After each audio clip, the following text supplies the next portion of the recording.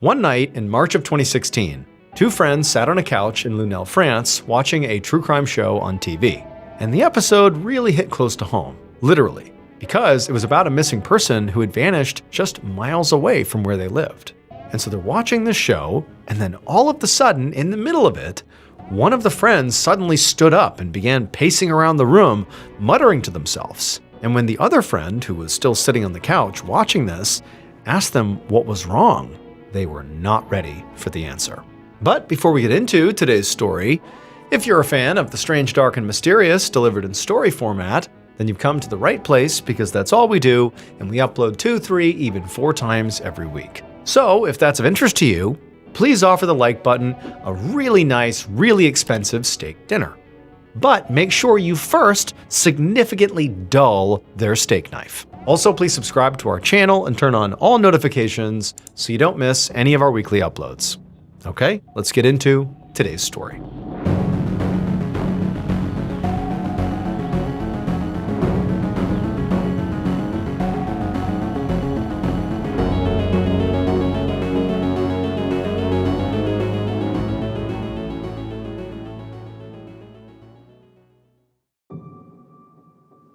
At 4:30 p.m. on June 23, 2014, 49-year-old Patrick Isouard hurried out the side door of a hospital in Sète, France, buttoning a fresh-collared shirt as he ran to the parking lot.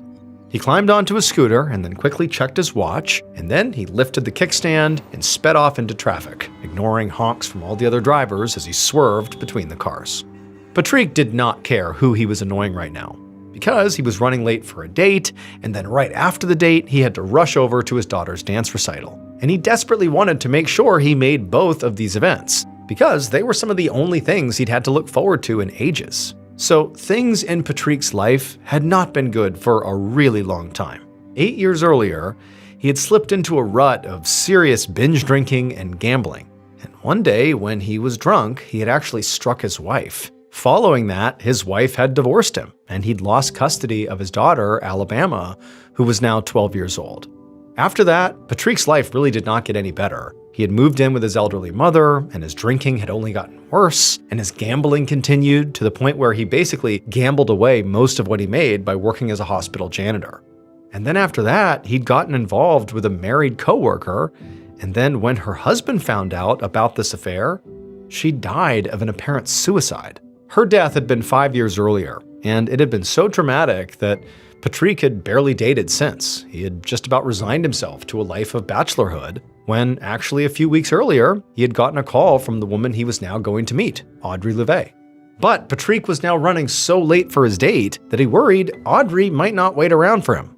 So he twisted the throttle of his scooter and shot across an intersection, ignoring more honks from more cars. Patrick had actually met Audrey a long time ago, right after his divorce, and they'd gone out a handful of times before they ultimately lost touch. She was a lot younger than he was, and she'd stood him up more than once in the past, but she was also a lot of fun, and it had been a while since Patrick had been on a date, so when she called him up saying she wanted to go out again, Patrick had said, sure. They'd made plans to meet this afternoon at a park near Patrick's work that had this big rocky hill rising behind it. And the place had some of the best views in the whole city, with the ocean on one side and dramatic cliffs dotted with all these old caves on the other. Now, they were not going to have a whole lot of time together, probably just enough for a short walk before Patrick would have to rush off for his daughter's dance recital later that night. But he hoped that the romantic setting might help spark something between them again. A few minutes later, Patrick pulled up to the park entrance, and to his relief, Audrey was still there waiting for him. So he parked his scooter and locked his cell phone in the scooter's underseat compartment, and he walked over to her. And from her nervous smile, he got the sense that she was almost as excited about the date as he was, which gave him a nice boost of confidence. So he took her hand, and they started down the path.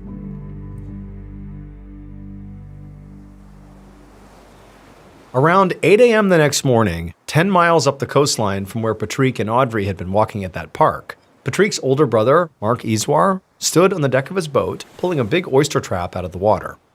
As he was doing this, his phone rang, so he stopped and he answered it. But before he could even say hello, his mother's very worried voice came across the line, asking if he knew where Patrick was. Mark frowned because Patrick lived with their mother, so she should know better than he would. But his mother explained that Patrick hadn't come home last night. He also wasn't answering his phone, he hadn't shown up to work that morning, and perhaps most concerning of all, he'd missed his daughter's dance recital the previous evening. And it was this last fact that made Mark think that something might actually be wrong here, because he knew how much Patrick loved his daughter and how much he was looking forward to that recital. So he promised his mother he would get to the bottom of it, then he hung up and began calling Patrick's friends. However, with each conversation he had, Mark got more worried, because nobody had heard from Patrick since yesterday afternoon. He'd apparently left work around 4 p.m., but he hadn't told anybody where he was going. Now for Mark, he felt like this was at least somewhere to start, Patrick's work. So he steered his boat to the dock, tied it off, and then jumped in his car and started heading that direction. 4 hours later, Mark stood on a rocky lookout point scanning the city below. Patrick's hospital stood in the middle of Set's business district, which was packed with canals and cafes and tourist spots, and Mark and a handful of Patrick's friends had spent all morning checking them one by one, looking for Patrick, but they hadn't found him or any sign of him. And so now Mark had turned his focus to some of the more remote areas around the city, like the hill behind the park where he now stood. But there was still no sign of Patrick anywhere. And so Mark was trying to think of anywhere else his brother might have gone when his phone rang. It was one of Patrick's friends from the search party, and he just found Patrick's scooter outside the park at the bottom of the hill, just a short drive from where Mark was. And so Mark told him not to touch anything, and he sprinted back to his car, and he sped down the hill, and he left the park, and he stopped in the parking lot right outside. And sure enough, there in the lot was Patrick's scooter. And as Mark looked at the scooter and at the quiet park all around him, he felt a cold weight settle in his stomach, because he really couldn't think of any reason why Patrick would leave his scooter here overnight. In the back of his mind, all day, Mark had been worried that something bad could have happened to his little brother. But now, after seeing this scooter, he felt sure of it.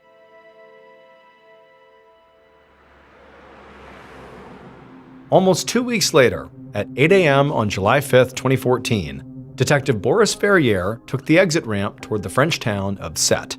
And as the sunlight hit his windshield, he had to squint as he looked out at the long stretch of beaches and canals framed by these beautiful rocky cliffs in a small, dense urban center. Verrier was a senior investigator from the nearby city of Montpellier, but he had just been called in to take over a missing persons case that had stumped the local police in Set. About 2 weeks earlier, 49-year-old Patrick Iswar had disappeared after going on a date with a woman whose name was Audrey Louvet. The local police had already spoken to Audrey, who said she didn't know what had happened to Patrick. She said they had gone for a walk, and then he had escorted her to her bus, and then after that, she'd assumed that Patrick just sort of went back to his scooter and carried on with his night. But the scooter had been found the next day, still parked, where he and Audrey had met up for their date, with no sign of Patrick anywhere nearby. And now, almost 2 weeks later, Patrick had still not turned up. Since then, Patrick's brother Mark had been helping the investigation. Verrier had spoken to Mark on the phone, and Mark had talked about Patrick like he was a saint, a guy who would drop everything to help out somebody in a jam, who never got into fights and had really no enemies. But Verrier didn't necessarily believe this, because in his experience, people who inexplicably vanished oftentimes were kidnapped or murdered. Now, he had no reason to actually suspect that around Patrick. He could have just as easily gotten into an accident, fallen off a cliff, or maybe he chose to vanish. But at this point, what Verrier really needed to do was, on his own, dig into who Patrick was and figure out if there was a reason why he wasn't here right now.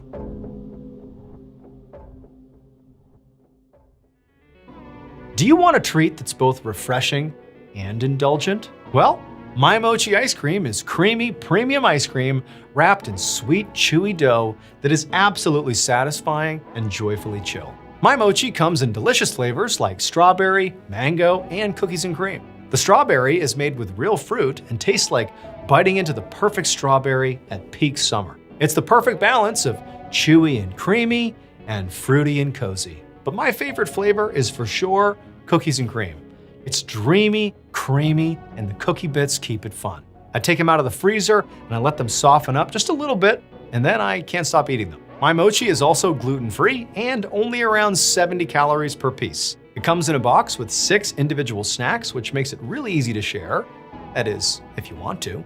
Look for the purple box of My Mochi ice cream in the freezer aisle of your local grocery store. A few minutes later, Verrier followed Patrick's ex-wife, whose name was Claude Ozize, into her living room, and they both sat down.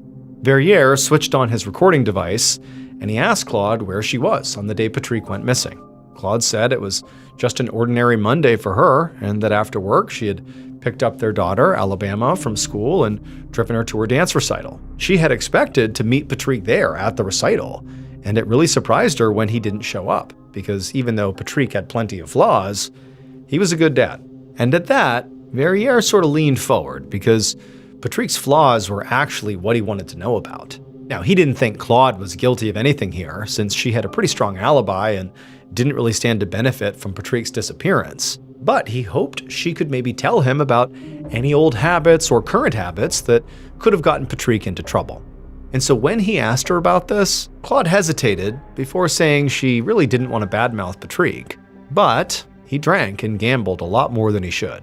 At this point, Verrier pressed her for more details, but Claude just insisted that Patrick had really always kept that part of his life away from her. But after she thought about it for a moment, she said there was someone who might be able to tell Verrier more.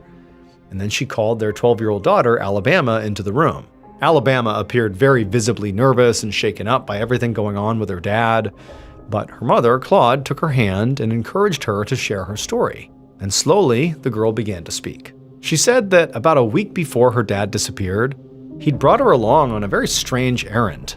They'd parked outside of a tunnel, and he'd told her to wait in the car. And then he got out and walked into this tunnel to meet with someone. It was a man. But it was too dark in the tunnel for Alabama to make out the man's features, but she definitely saw her father, Patrick, hand this man some kind of package before he quickly turned and ran back to the car. And then afterwards, her father wouldn't tell her who this man was. He just said that he'd done something really stupid, and because of it, he now owed some people a lot of money. After Alabama finished talking, her mother, Claude, thanked her and sent her back out of the room. And then once she was gone, Verrier asked Claude if she knew who this man in the tunnel might be, but Claude said she had no idea. But she said she did have one name that was worth looking into. Now, this was not someone who would have lent Patrick any money, but instead, it was a man who held a personal grudge against him. His name was Remy Chen, and he was a local hairstylist. An hour later, Verrier sat in a cramped cubicle of the Sète police station, scrolling through a file on his laptop. Based on Claude's tip, he'd looked up the hairstylist's name in the police database and had immediately found a connection to Patrick. Back in 2009, so a few years after Patrick's divorce, Patrick had been questioned as a witness in the suicide of Remy Chen's wife, a woman named Nadège Chen, who had worked with Patrick at the hospital. Apparently, Nadège had come home after a work party and confessed to Remy that she'd been having this affair with Patrick. The couple argued for hours about it, and Nadège ended up sleeping on the couch while Remy went upstairs to their bedroom. And then the next day, Remy found Nadège in their garage, hanging by the neck. As soon as Verrier was done reading this, he knew he finally had a suspect, and so he looked up Remy's last known address and contact information. At around 10 a.m. the next day, so July 7th, Verrier followed Remy Chen into an interrogation room at the Sète police station and shut the door behind them. Remy was a short, wiry man with a very obvious scowl on his face that made it clear he thought he was being very inconvenienced here. Verrier immediately got the feeling that Remy would likely only crack under intense pressure. So right away, he tried to shake Remy by saying they knew he was involved in the kidnapping of Patrick Isouard. Now, this was a total bluff because Verrier did not actually have any evidence, but he wanted to see how Remy would react. And to his surprise and irritation, Remy just laughed. Remy acted like he literally had no idea who Verrier was even talking about. And when Verrier brought up his late wife and sort of insinuated that obviously Patrick had had an affair and was a witness when she had died, Remy just scoffed and reminded him that it had been 5 years since her passing. He said he had moved on and begun dating other people. And anyways, it was sort of absurd to think that he would hold a grudge for 5 years without doing anything, but then suddenly now decide to take some sort of revenge out of the blue. It just didn't add up. But Verrier didn't really know what to make of this. It seemed like Remy was really confident, almost too confident.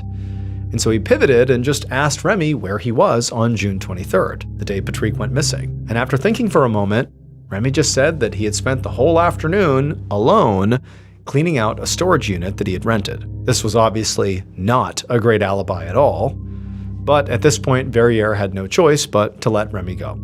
As Verrier watched Remy leave, he knew he was running out of time here. 2 weeks had already passed since Patrick's disappearance, and every day the odds of finding him alive got worse. So out of desperation, Verrier decided to circle back to the very start and speak again to Audrey Louvet. Being the last person to see Patrick before he went missing, Audrey was an obvious person of interest, but Verrier wasn't sure what more he could learn from her. The local police had already questioned her at the very beginning of the investigation, and Verrier had already watched that interview tape a number of times. But Verrier knew he just had to take a shot, so he picked up the phone and he called Audrey into the station. Later that same afternoon, around 2 p.m., Verrier sat across from Audrey in the same room where he just interviewed Remy. He said hello to her and he started the recorder, and then he asked her to explain her history with Patrick again. And at first, her answers were all just like they'd been on the tape. She said they had met 8 years ago in 2006, and they'd dated casually for a while before losing contact. And then, just a few weeks ago, she happened to pass the bar where they first met, and it made her think of Patrick. So she'd called him up out of the blue to ask how he was doing, and they'd ultimately made plans to see each other again. She described their date as being a short walk around the park, after which Patrick had walked her to the bus stop and then headed off, presumably to go back to his scooter and to head off to his daughter's dance recital. And that's when Verrier interrupted, and he asked Audrey to tell him specifically which direction Patrick had headed off after dropping her off at the bus stop. And Audrey sat there for a minute, and then she said, I can't remember. And this really bothered Verrier, because here was this person who should be able to tell him the most about Patrick's last moves, and she had basically nothing useful to offer the investigation. So Verrier just sort of dropped the polite tone and really went after her. He told her he wasn't buying her act and that she needed to tell him everything she knew right now, or this was all going to get much, much worse for her. Audrey's eyes went wide and her voice began to shake as she insisted that she'd already told them everything. But Verrier didn't let up. He kept demanding that she just admit what she'd done until he was practically shouting at her.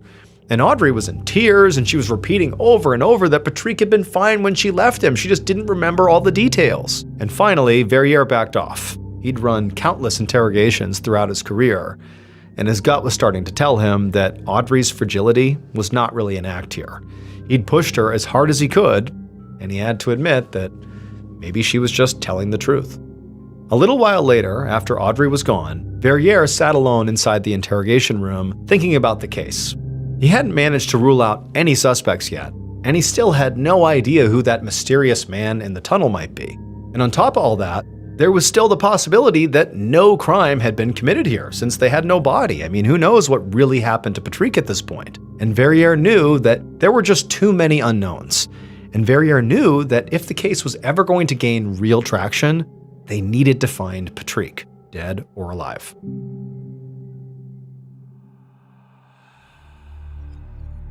Around 11 a.m. on July 17th, so 3.5 weeks after Patrick Isouard disappeared, Detective Boris Verrier parked along the shoulder of a winding roadside in the French town of Sète. He got out of his car, he stooped beneath a strip of yellow police tape, and he headed across the long strip of dry grass leading up to a sheer cliff wall. A dozen yards ahead of him, barely visible in the rock face, was the dark, round opening of a cave. A few hours earlier, a group of teenagers had shown up at the police station seeming very frazzled, saying they had found a human body inside of that cave. And as soon as Verrier had heard about this, he had rushed to the scene because the cave was less than a half a mile away from where Patrick's scooter had been abandoned. And so now, Verrier turned on his flashlight and he stepped into the cave. And as soon as he did, a forensics team fell into step right behind him, and together, they began making their way into the darkness.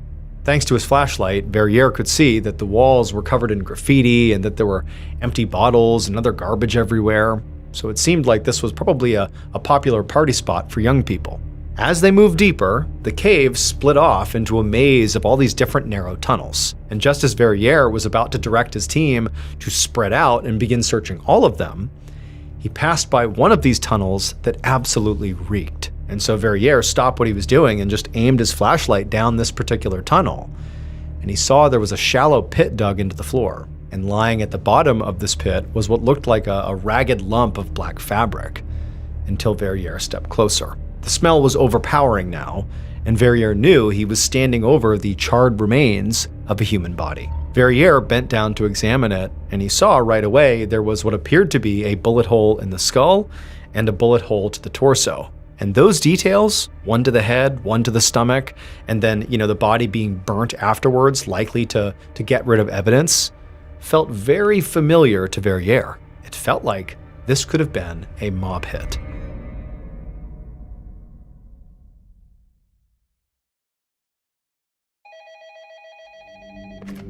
A year and a half later, so just before Christmas of 2015, Detective Verrier was in his office in Montpellier when his phone rang.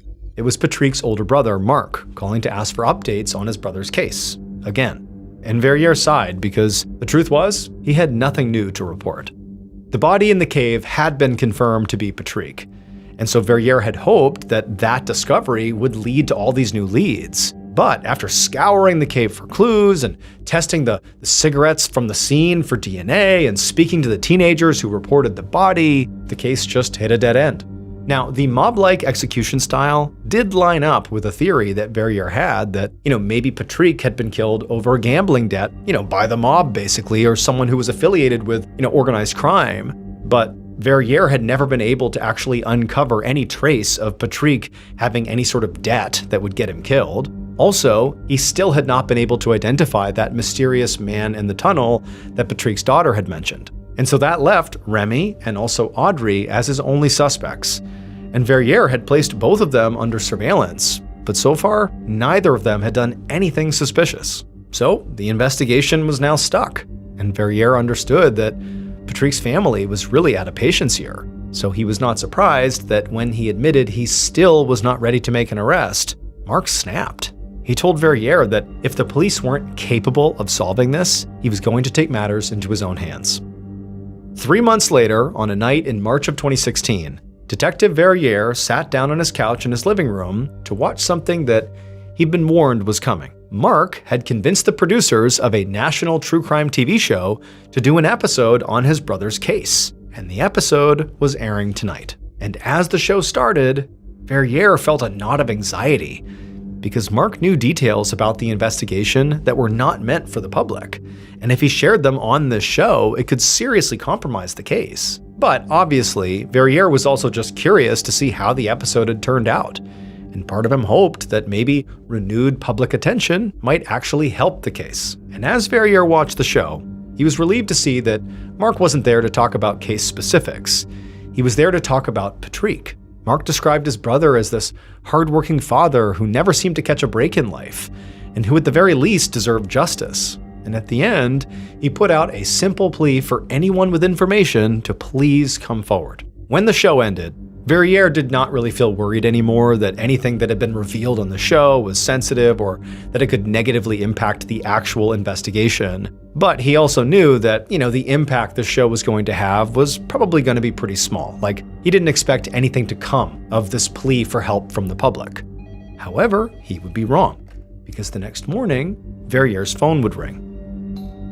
And an hour after that call came in, Verrier was ringing the doorbell of an apartment building in Lunel, which is a town close to Sète.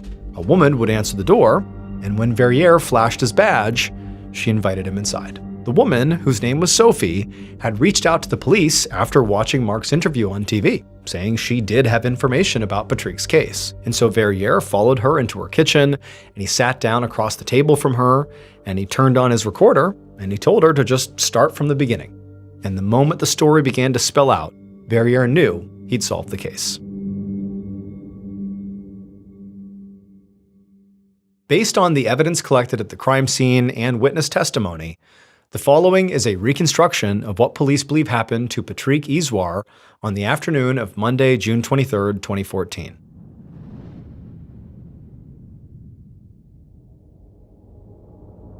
At 4:30 p.m., the killer stood on a rocky hill overlooking a park in Sète, watching through a pair of binoculars while Patrick and Audrey walked hand in hand down a paved path below. The couple was taking their time, clearly enjoying the scenery and each other's company, and then at some point, Audrey stopped and pointed across the road at a cave in the nearby cliffs, the entrance to a cave. And when the killer saw this, their heart began to race, and they watched intently as the couple actually crossed the road and went into the cave and vanished. At this point, the killer lowered their binoculars and put them inside of the large duffel bag they had brought with them. Then, after slinging this bag, they hustled down the hill and went right to the entrance of the cave. When they reached the entrance to the cave, they stopped, and they put that bag on the ground. They unzipped it, and out of it they pulled a large rifle, a roll of duct tape, and also a white mask. The killer put the mask on, and with the rifle and tape in hand, they entered the cave. And they could hear the sound of Patrick and Audrey inside. They had not gone far, and they clearly had not clocked the killer coming in. They were sort of wrapped up in their date. However, when the killer got close enough, the couple heard their footsteps, and they turned around. When Audrey saw the killer in their mask with the gun, she began to scream, and Patrick, he just went white as a ghost. Before the couple could even react, the killer threw the duct tape at Audrey and told her that if she wanted to live, she would do exactly as instructed. Then the killer told Audrey to use this tape and bind Patrick's wrists and ankles. And at first, Audrey just stood there in stunned silence, but eventually she composed herself and she obeyed. And as she was binding Patrick just also stood there in stunned silence, not really sure what to even do. When Audrey was done, the killer told her to leave the cave and to not say anything about what had happened here. She hesitated just long enough to glance back at Patrick, but then she turned and she ran. Once her footsteps had faded and it was just the killer and Patrick inside of this cave, Patrick just stared, wondering what was going to happen to him, and the killer, after making really intense eye contact with Patrick, raised his rifle and shot Patrick in the head and also once in the chest, and Patrick crumpled to the ground. At that point, the killer slung his rifle, and then he grabbed Patrick by the ankles and he dragged his body down a nearby tunnel and dumped him in that shallow pit. Then the killer doused the body with lighter fluid from a canister they'd brought in that bag. They lit a match and tossed it in. As Patrick's body began to burn, the killer walked out of the cave and pulled off their mask as soon as they stepped into the light. They now had only one thing left to do: go find Audrey and explain everything, and convince her not to go to the police. Because the killer was Remy Shen, the hairstylist who hated Patrick for having an affair with his late wife, and he had just successfully tricked Audrey into helping him pull this murder off. It would turn out Audrey was actually Remy's ex-girlfriend. They had met and begun dating in 2009, shortly after the death of Remy's wife. And Remy had realized that because of Audrey's history with Patrick, because they had also dated, he could use her to lure Patrick into a trap and finally take his revenge. But even though Audrey was clearly a key part of this plan, she didn't actually know that Remy was going to kill Patrick. Remy had told her a sob story about Patrick owing him a lot of money, and she thought they were just going to scare him into paying up. It was not until she got into the cave and Remy showed up with a mask on and a rifle that she realized he had something way more sinister in his mind. After the murder, Remy convinced Audrey to stay silent by threatening to kill her and her children. And for over a year, she kept his secret, lying to the police the whole time. But when she watched that true crime episode about the case and saw Mark's plea for information, she finally just cracked and confessed to her friend Sophie, who was watching the show with her, who then went on to call the police the very next day. On March 31st, 2016, Remy Shen and Audrey Louvet were arrested for their roles in Patrick's death. Remy received 30 years in prison for murder, and Audrey was sentenced to 12 years for acting as an accessory to the kidnapping.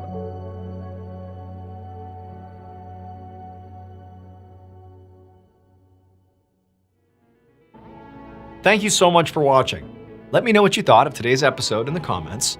And remember, we have a whole playlist of true crime episodes ready for you to binge right now. So click here and give them a watch. All right, until next time, see ya.